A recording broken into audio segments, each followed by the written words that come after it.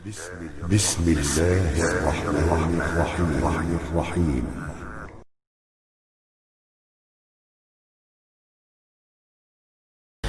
Kemudian hadirin dan hadirat yang dirahmati oleh Subhanahu wa taala, di antara hal yang bisa memunculkan keamanan ketentraman negara, kita harus berpegang teguh dengan manhajus salaf. Dengan manhajus salaf. Terutama dalam masalah bermuamalah terhadap pemerintah. Dan para ulama dalam buku-buku akidah telah jelas menegaskan berdasarkan hadis-hadis yang sahih dan sangat banyak bahwasanya kalau pemerintah itu zalim, maka kita tidak boleh memberontak. Kita bersabar menghadapi mereka, berusaha mengadakan perbaikan, tapi tidak boleh mengadakan apa? Pemberontakan. Tetap kita taat kepada mereka pada perkara-perkara yang ma'ruf. Kalau perkara-perkara tidak ma'ruf, maka tidak boleh taat. Kata Nabi SAW, la ta'ata li makhlukin fi ma'siyatil khaliq. Tidak ada ketaatan terhadap makhluk dalam rangka bermaksiat kepada pencipta. Dan ini adalah perkara yang sangat berat. Taat kepada pemerintah yang zalim, perkara yang berat. Tidak semua orang kokoh memegang manhaj salaf dalam hal ini. Banyak orang tidak sabar. Padahal Nabi SAW dalam banyak hadis menyampaikan akan hal ini. Di antaranya kata Nabi SAW, syiraru a'immatikum alladhina tal'anunahum wa yal'anunakum wa tad'una alaihim wa yad'una alaikum. Seburuk-buruk pemimpin kalian adalah pemimpin yang kalian laknat mereka dan mereka melaknat kalian. Kalian doakan keburukan bagi mereka dan mereka juga doakan keburukan bagi kalian. Kita belum dapat pemimpin seperti ini. Ya. Jadi malam-malam antum setahajud, ya Allah hancurkan itu. Ya Allah bunuh itu, ya itu gitu. Kita belum sampai derajat seperti itu.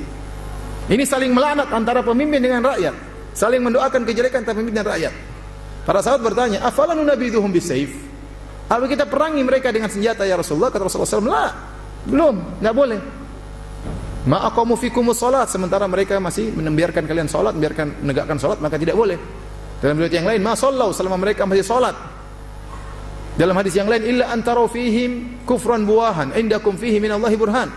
Sampai kalian melihat mereka melakukan kekufuran yang buah, yang jelas. Bukan kekufuran yang takwil. Oh mungkin gini, kalau begini berarti kafir. Tidak, dia benar-benar kafir. Kafir yang jelas, yang zahir. Kafir yang jelas seperti apa? Contohnya dia menginjak Al-Quran, contohnya dia mencaci maki Al-Quran, contohnya dia mencaci Nabi SAW. Ini kufur yang jelas. Baru kalau dia kufur dengan kekufuran yang jelas, boleh kalian memberontak setelah melihat kondisi yang lain, syarat-syarat yang lain. Untuk memberontak kepada pemerintah ada dua syaratnya. Pertama, pemerintah tersebut kafir. Yang kedua, kita punya kekuatan untuk memberontak. Kalau tidak, maka tidak boleh. Selama dia zalim dan belum kafir, tidak boleh diberontaki. Ini saya tekankan, kenapa? Karena banyak pemikiran yang berusaha ya meringankan masalah ini, berontak ya. Revolusi, kita khawatir akan terjadi hilang keamanan di negeri kita. Di sana ada orang-orang non-muslim, orang-orang kafir yang ingin negara kita kacau. Ya ingin negara kita ribut, ingin terjadi peristiwa seperti tahun 98, terjadi kekacauan, terjadi pembakaran, terjadi penjarahan dan yang lainnya. Dia tidak ingin seperti itu. Kita berdoa kepada Allah agar Allah menjaga kaum muslimin. Ya, supaya jangan sampai terjadi pemberontakan, terjadi chaos, terjadi pembunuhan dan yang lainnya. Oleh karena saya ingatkan masalah akidah ini. Dan ini menyelisih orang-orang Khawarij. Antum baca buku-buku, dalam buku-buku namanya Kutubul Maqalat, yaitu buku-buku yang menjelaskan tentang akidah firqah-firqah. Seperti buku Maqalatul Islamiyyin karangan Abul Hasan Al-Asy'ari, seperti buku Al-Farqu Bainal Firaq karangan Abdul Qahir Al-Baghdadi, seperti buku Al-Milal wa Nihal karangan Asy-Syahristani, seperti buku Al-Fisal fil Milal wa Nihal wal Ahwa karangan Ibnu Hazm. Semuanya sepakat menyebutkan di antara akidah Khawarij adalah memberontak terhadap pemimpin yang zalim. Di antara akidah Khawarij adalah memberontak kepada pemerintah yang apa? Yang zalim.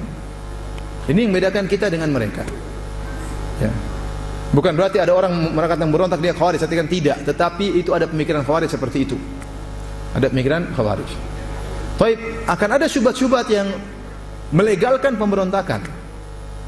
Seperti mereka mengatakan, Ustaz, pemerintah kita tidak sah, bukan pemerintah Islam.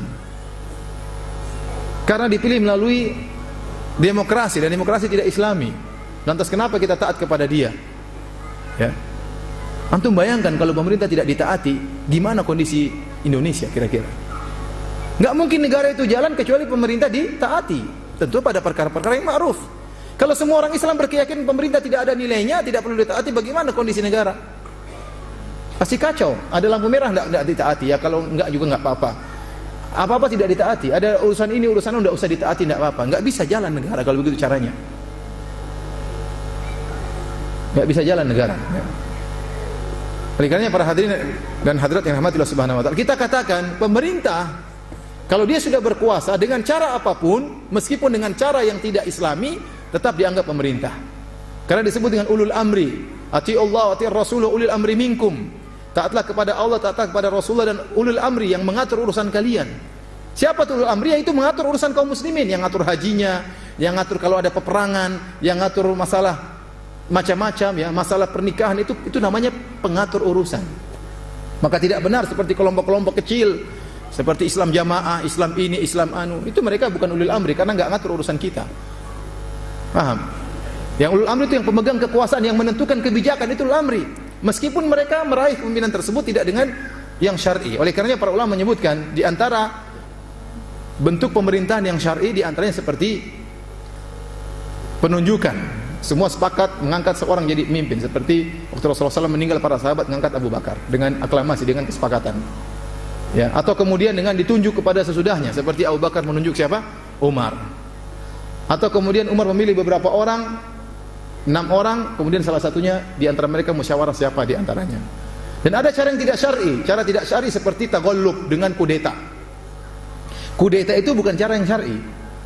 Tetapi para ulama sepakat, seandainya seorang berkudeta kemudian akhirnya menguasai, menjatuhkan pemimpin yang sebelumnya, dan dia salah dalam hal ini, tatkala dia sudah memegang pemerintahan, maka harus ditaati. Kenapa? Demi kemaslahatan. Demi kemaslahatan.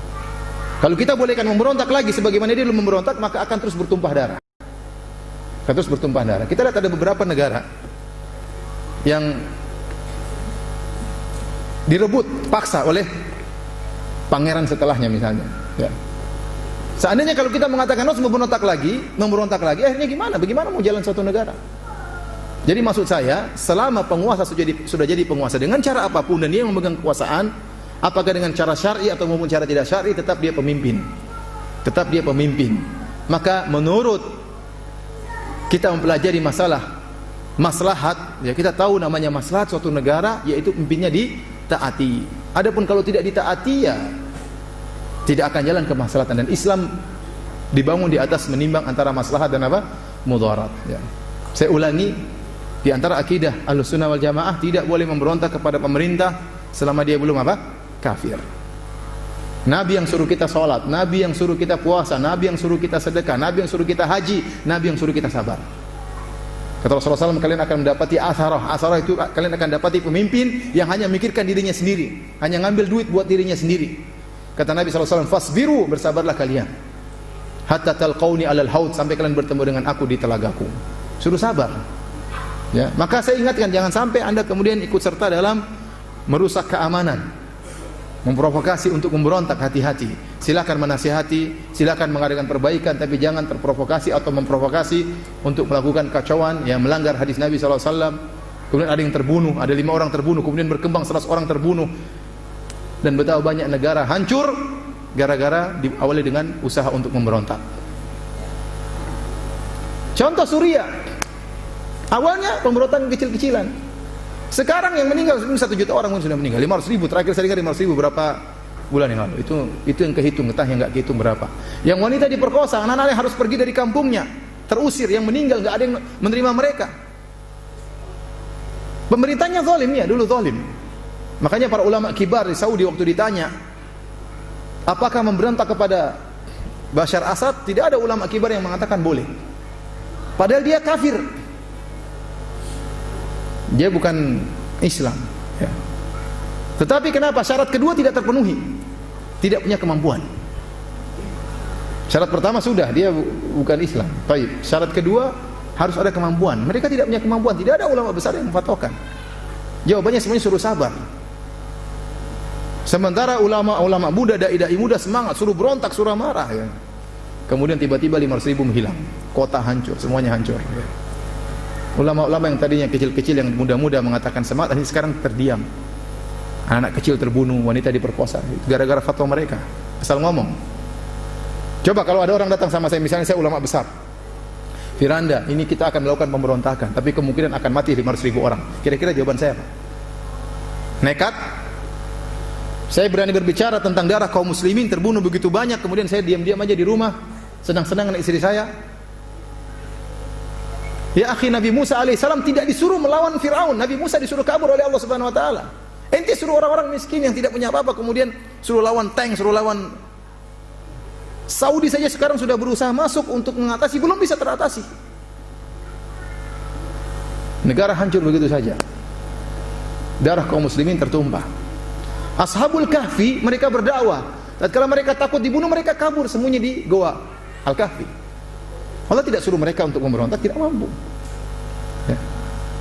Nabi Isa alaihissalam diutus di zaman kekuasaan Romawi, tidak disuruh memberontak Romawi oleh Allah Subhanahu wa taala. La yukallifullahu nafsan illa wusaha. Tidak luar, Allah tidak membebani luar kemampuan seorang hamba. Maka jangan maksud kita jangan sampai Anda mudah terprovokasi kemudian mengompori orang-orang sehingga kemudian terjadi pemberontakan, kemudian tiba-tiba banyak yang mati, banyak yang meninggal ya. Hati-hati. Kalau ada masalah-masalah seperti ini kembalikan kepada ahlul ilm ya. Hati-hati. Maksud saya berpegang teguhlah kepada manhajus salaf, para ulama yang berfatwa berdasarkan hadis-hadis Nabi sallallahu alaihi wasallam, ya mereka lebih paham tentang masalah-masalah seperti ini ya.